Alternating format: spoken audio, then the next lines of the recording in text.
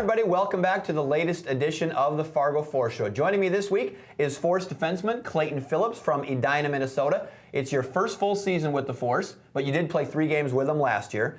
The highest scoring Force defenseman, 4 goals, 11 assists through 29 games this year. Have you always been an offensive defenseman, Clayton? Yeah, I've kind of fell into that role, and that's always kind of been a big part of my game is the offensive side, and it's just, I don't know, it's kind of the type of player that I've gradually became and who I am. So, what's the biggest thing as a defenseman? What's the biggest thing that you focus on during the game? Do you have kind of one thing in your mind as a defenseman kind of throughout the game, or one focus? No, not really. You want to focus on all aspects of the game, you know, not just on offense, or not just on defense, or I don't know, you just got to kind of take all things into account and just take it one thing at a time. What do you feel like your biggest strengths are on the ice? I think I'm a really good skater, and I think I'm really good at making plays and good vision and just trying to jump up in the rush. In the last couple of months, you've had quite an experience here. You named to and played in both the U.S. Junior Select team that won a gold medal at the World Junior A Challenge in mid-December in Bonnyville, Alberta. Then you also were a part of the USHL NHL Top Prospects game, played last week in Sioux Falls along with teammate Jack Adams and Charlie DeVorney. You had a goal and assist at the World Junior A Challenge. Talk about that one first. What was it like just wearing the red, white, and blue playing for your country? Yeah, it's always a great honor, you know, when you get to throw on those colors, and I don't know, to win it made it even more special, and obviously it's just a great honor, and we had a really good group of guys up there, and it was just an absolute blast all around. Was it what you expected? Was anything different? I mean, how was that whole experience? Really just truly everything was really special. Great staff up there. They treated us like pros and just, you know, gave us all like the food and the treatment and all the equipment and everything. So, I mean, just really special. Highlight of your hockey career thus far, winning a gold medal, I imagine it has to be right up there? Yeah, it's definitely a memory that'll last forever. And how about playing in the USHL Top Prospects game in Sioux Falls with a couple of your teammates as well? Knowing that a lot of eyes on you and you were selected for that team, great honor. Yeah, obviously great honor. You know, just tons of great players there, and the atmosphere there was unbelievable and just a really fun experience. Do you learn about yourself when you're playing with some of these other really high-level players? I mean, do you feel like, you know, I really learned that I need to still work on that, or I learned that maybe I fit in with some of those guys better than I thought, or do you learn stuff when you're at a thing like that, when everybody is at kind of that elite level? Yeah, absolutely. You can just kind of take little bits and pieces from other people's game and try and put them into yours, and I don't know, just kind of, you know, learn from each other and just try to make each other's game better. And your team, the Team West, won that Top Prospects game as well. All right, since our last show, the Force have played 5 games. They've gone 4-1, so let's get you caught up on how that all went. We start Friday, January 6th, hosting the first-place team in the conference, Sioux City. Scoreless in period 2 when Fargo's Cody Heiskanen with a nice pass to Hank Crone, and Crone sneaks it in off the far post for the first goal of the game, his 11th, 1-0 Force early in the second. But 7 minutes later, the Musketeers tie things up. Carson Vance gets the shot past Matt Murray, who was screened, 1-1. 2 minutes later, Sioux City plays a little tic-tac-toe. Solog Backish finishes with the goal, 2-1 Sioux City. At that point, the Musketeers would add an empty netter late and get the 3-1 victory. 3 unanswered goals for the Musketeers in the final 2 periods, despite getting outshot 35-26. The Force did, however, get revenge the following night at Shields Arena, and once again it was Crone lighting the lamp in the first. From Blake Lazat off the Sioux City skate to Crone and in, 1-0 Force 14 minutes into the game. Sioux City thought they'd tied it late in the first, but defenseman Carson Musser blocks the wraparound attempt with his skate. What a fantastic play there. Early in the second, now Sioux City in the power play, but Jacob Paganelli forces the turnover and finds Shane McMahon in front for the quick strike, shorthanded goal, 2-0 Force. Still in the second period now, Evan Bell, the great pass to Crone, all alone on the far side of the net, his second goal of the game, 3-0 Force, and they go on to win it by a final of 4-1. Mark Sinden also scored for the Force.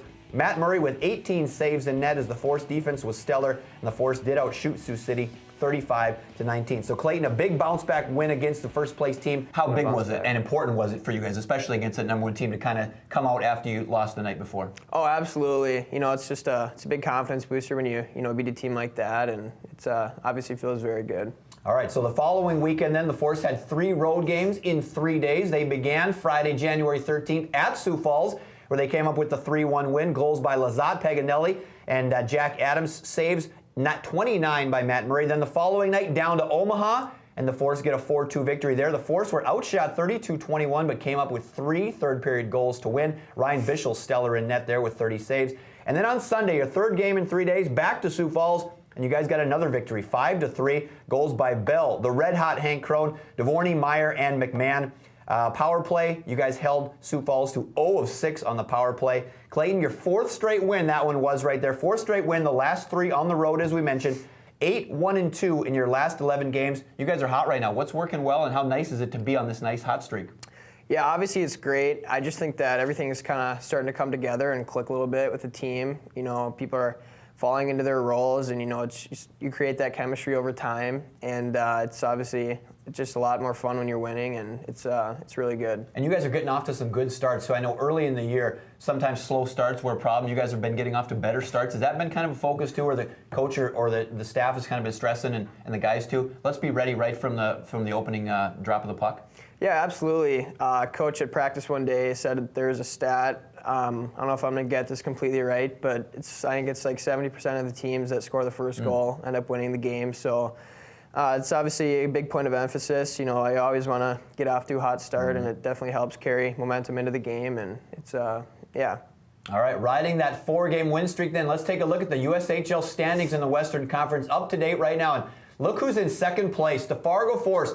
Second place in the conference for the first time in quite a long time, at least more than a year. The Force with 42 points, still trailing Sioux City by 3 there, and then still very bunched up in the middle there with Waterloo and Lincoln at 40 points and Des Moines just 1 point back of that. So still a long way to go. We're just over the halfway point, Clayton, but it's got to feel good to be in second place. How important is it to be where you guys are right now in the standings, as opposed to maybe where you were last year, kind of towards that down part and trying to fight your way up there?